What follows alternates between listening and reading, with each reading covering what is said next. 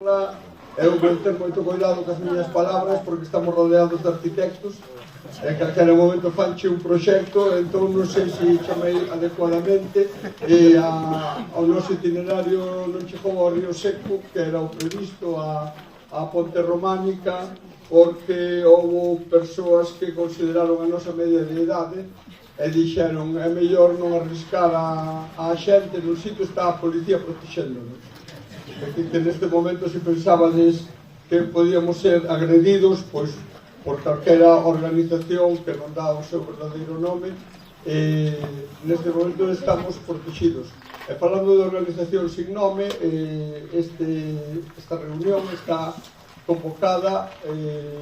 por un grupo de persoas preocupados pola falta de información, pola falta de apoios que as persoas afectadas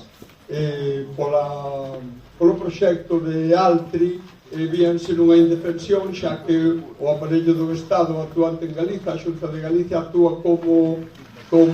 axente comercial, creo que lle chamaron da empresa que pretende instalarse aquí e realizar a súa grande festividade extractiva. E despois toda a riqueza xenerada que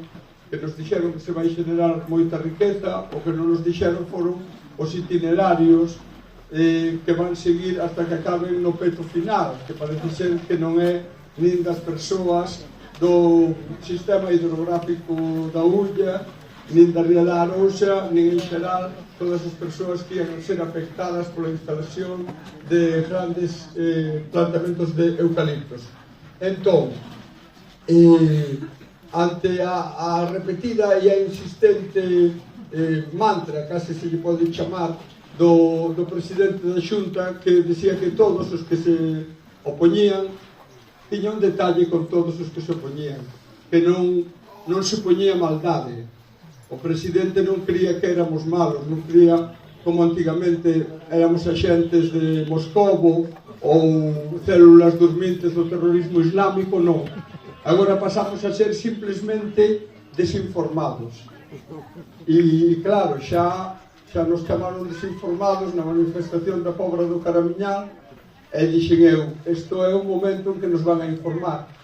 van nos dar os detalles, vamos a ver os pormenores, vamos a ver a porcentaxe de anhídrido carbónico e de CO que se vai deitar nas augas e nos chans e máis no ar das nosas proximidades, pero estivemos explicando foi o da Pobra en marzo e ainda non sabemos nada, simplemente van a sacar agora unhas pegatinas como as da ITV dos carros e van a coller a todos desinformados. Ben, despois de esperar prudencialmente estes 4 meses para que nos informasen, houve alguén que deu o salto. Comenzaron os 6 profesionais, basicamente ligados á ordenación do territorio, que pretendían ordenar de alguna maneira que a instalación da factoría de Altri, e houve 6 que dixeron que igual se podía ordenar de outra maneira, que igual se nos informamos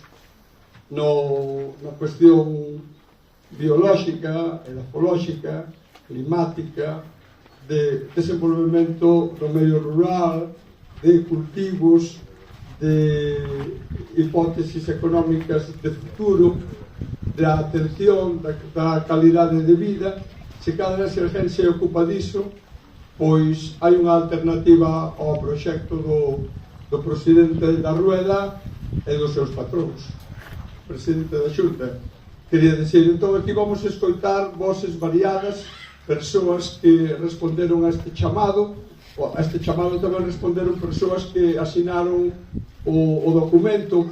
podían ser moitos máis. Cantos vamos? Un por cada día do ano, non, Cheche? 365 sinaturas temos de profesionais onde destacan os arquitectos. Eso dixo un arquitecto, probablemente estaba rendo para a casa, pero destacan os arquitectos que pensan que se lle pode ofrecer unha alternativa a esta maneira de ordenar o territorio do país, e dixo que desde o mestre Mateo que fixo unha obra boa que ainda non caí.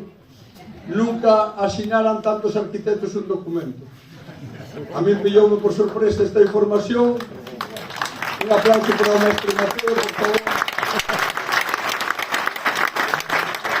Pilloume por sorpresa esta información porque eu non sabía que na época do mestre Mateo asinaran tantos. A cousa está moi ben así, por iso eu xa falei na Mani da Pobra, contei todos os chistes que sabía. Se alguén non veu a Mani da Pobra, podo repetir un despois, pero penso que agora as voces múltiples, autorizadas, as voces que poden falar dun tema que é moi difícil falar, que é o futuro, voulle pasar a palabra a Miguel Ángel Álvarez de Melide, de perto da zona cero do atentado.